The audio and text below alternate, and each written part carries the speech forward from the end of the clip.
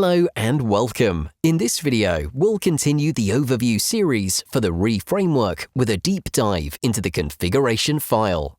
The config file is used to keep key project settings separate from the workflows, thus allowing us to edit them at any point without needing to modify the project. Reading the configuration file is one of the key functions of the initialization state. Let's find out what settings we can define in this file and how the process handles them. The configuration file is called Config.xlsx and it can be found in the data folder of the project.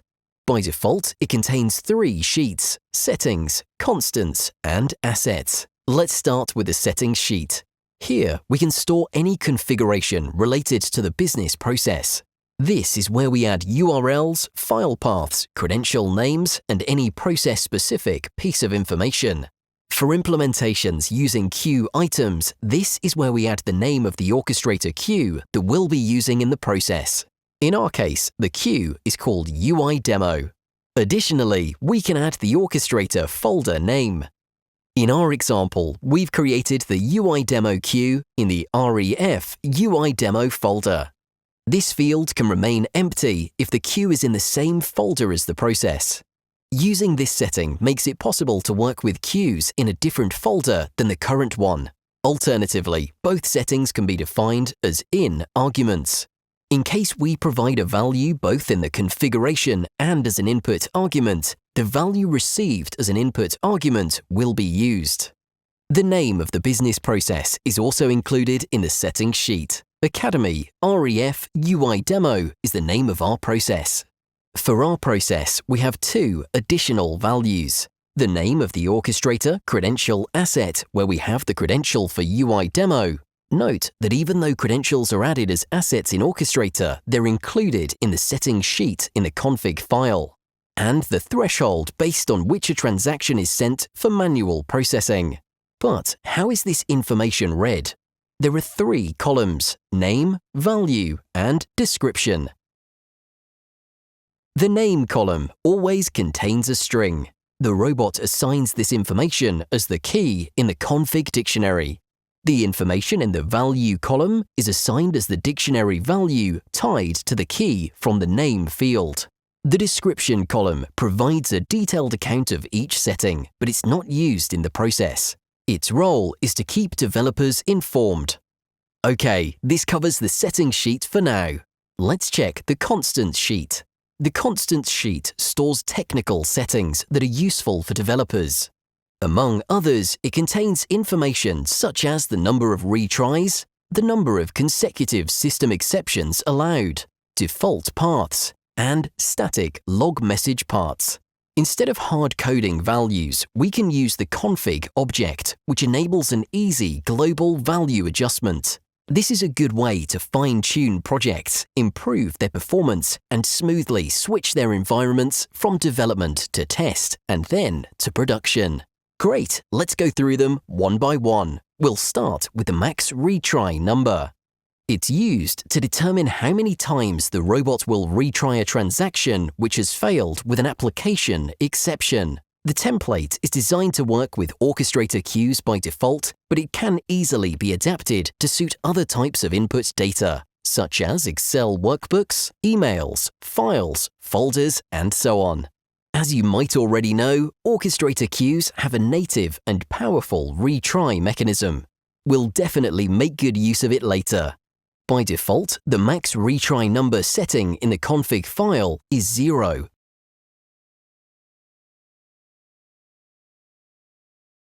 As the number of retries is set in Orchestrator. We strongly recommend not to set a different number in the config file for projects which use queue items as input data. In these situations, the value set in Orchestrator overrides the one set in the config file.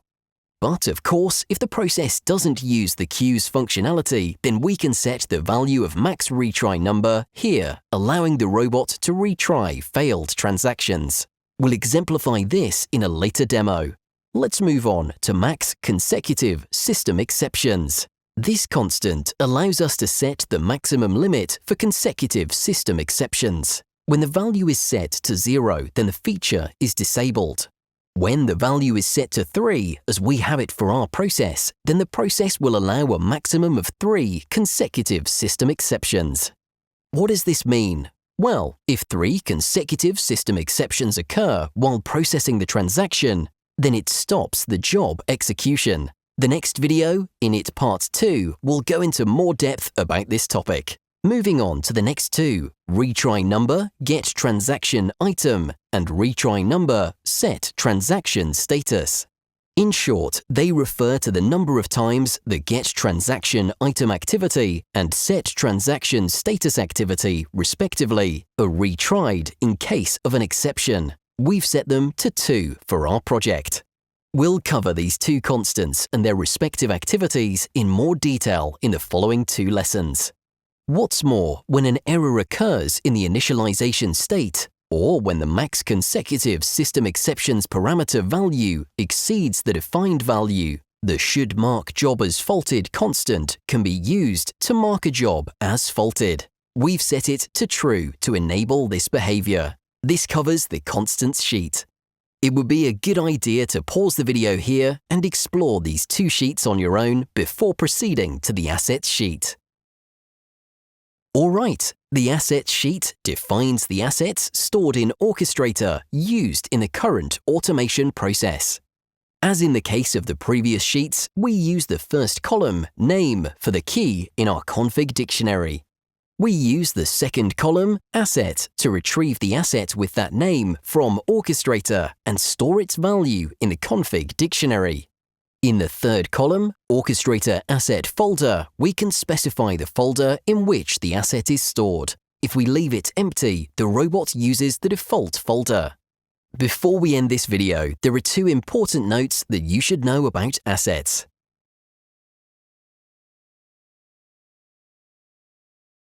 For the first note, in case the UI demo application path asset is not found in Orchestrator, an exception will be thrown, resulting in the job being stopped.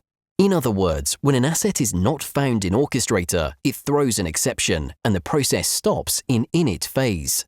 If an asset is missing, the process will fail from the beginning instead of failing later, and maybe also marking queue items as failed because of the missing asset.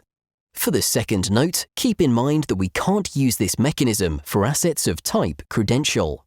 Our config dictionary stores a single value for each asset, while a credential type asset holds 2 values, one for the username and another for the password.